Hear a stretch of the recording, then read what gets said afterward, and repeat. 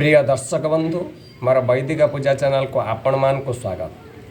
भिडियोटी के शेष पर्यंत देखंतु। मु आज आपण मान को सोमवार दशमी व्रत कथा कही एथिरे काहाको पूजा करा जाए, यही व्रत कले कौन फल लाभ होता है, यही सोमवार दशमी व्रत कर किए की फल पाई अच्छी। यही सोमवार दशमी एक प्रसिद्ध व्रत। दिने सुतमुनि सैन्यक को पचारे सोमवार दशमी व्रत कौन मते दया कर कहूँ। सैन्यक मुनि कहले यही सोमवार दशमी व्रत कले सौभाग्य लक्ष्मी वृद्धि होता है, सकल मनस्कामना पूर्ण होता है। यही व्रत कथा ब्रह्मांड पुराण मध्य वर्णित अच्छी। अपुत्रीर पुत्र लाभ होता है, जार पिला माने बंचु न थांती सेमानकर पुत्र दीर्घायु होइथांती। पिला माने किछि विपदर सम्मुखीन थिले मध्य मृत्युमुखर मध्य उद्धार पाइथांती। दिने नारद मुनि द्वारकार पहुँचिले, सेठी देखिले रुक्मणी देवी मन दुख करुचंती। आखिरु तांकर धार धार लुह बही जाउछि। नारद विनम्र सहित रुक्मणी की पचारिले, तमर कौन हैछि, तमे काहेकि कांदुछ?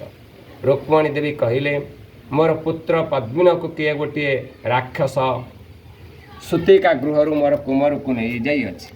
चारिआडे खोजी सारिलुनी, मो पुओ एपर्यंत किछि मो पुओर संधान मो पाई पारि नहीं। तेणुक मो सकातुर रही अछि। तेणु मोर पुओ को न पाइले जीवन त्याग करदेवी। जो मानकर पुओ हजि जाइथिबो तमे माने अनुभव करुथिबे याठारु दुखर विषय कौन अछि। नारद मुनि रुक्मणी की कहले, तमे धैर्य धर, मु जहा कहूछि शुणन्तु। तुम्भर हजि जाइथिबा पुत्र विपद मुक्त होई गृह को निश्चित फेरी आसिबो। अर्क क्षेत्र रे गौतम नाम रे एक ब्राह्मण थिला। तांकर स्त्री नाम पद्ममुखी थिला।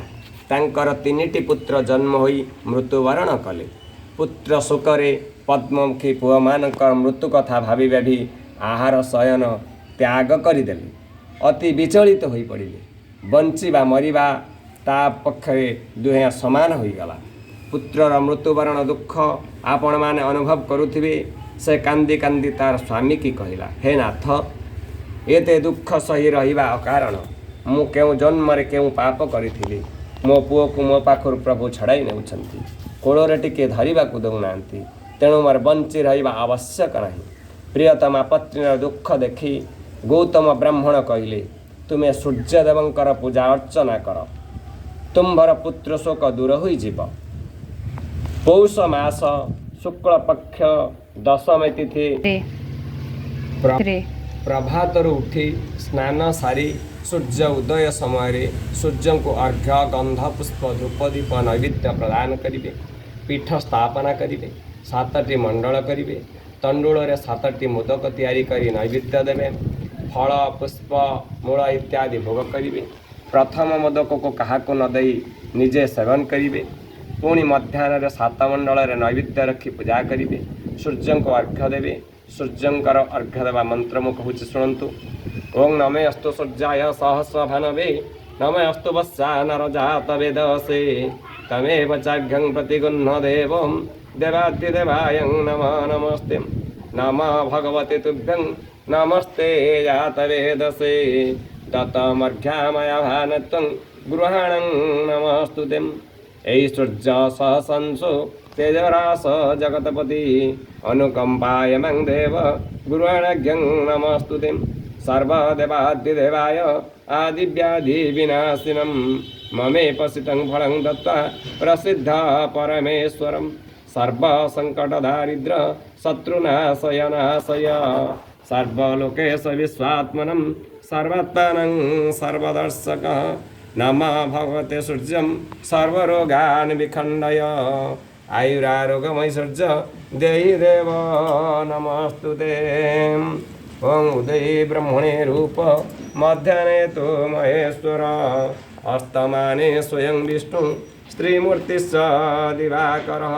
यही मंत्र पढ़ी सूर्य को अर्घ्य प्रदान करिवे। क्षमा प्रार्थना करी तुमर दुख मन मध्य प्रभु को जणाइब। पद्ममुखी यही सोमवार दशमी व्रत कले। पद्ममुखी व्रत करी पुत्र संपद धन ऐश्वर्य प्राप्त करी सुखरे रहिले। रुक्मणी तांकर पुआ पद्मिन को पाइया पाई यही कठोर व्रत कले।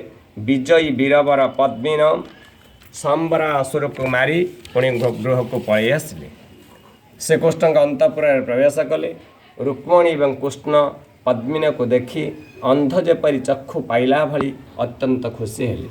ପଦ୍ମିନୀ ସମ୍ବର ଅସୁରକୁ ମାରି ଗୃହକୁ ଆଗମନ କଲା ଦିନୁ ଜଗତରେ ସମ୍ବର ଦଶମୀ ବ୍ରତ ବିଖ୍ୟାତ ହେଲା। ଯିଏ ସଦାରେ ଏହି ବ୍ରତ ଶୁଣିବ ବା ବ୍ରତ କରିବ ସେ ପୁତ୍ର ନାତି ସହିତ ସୁଖ ଐଶ୍ୱର୍ଯ୍ୟରେ ରହିବ, ଧନ ଐଶ୍ୱର୍ଯ୍ୟ ଲକ୍ଷ୍ମୀ ପ୍ରାପ୍ତ ହେବ। ଭିଡ଼ିଓଟିକୁ ସବସ୍କ୍ରାଇବ୍ ଲାଇକ୍ ସେୟାର କରନ୍ତୁ। ମୁଁ ଆଗକୁ ଆପଣମାନଙ୍କୁ ଆଧ୍ୟାତ୍ମିକ ବିଭିନ୍ନ ପୂଜା ଶାସ୍ତ୍ର ବିଷୟରେ କହିବି। ପୁଣି ଦେଖା ହେବା ପରବର୍ତ୍ତୀ ଭିଡ଼ିଓରେ।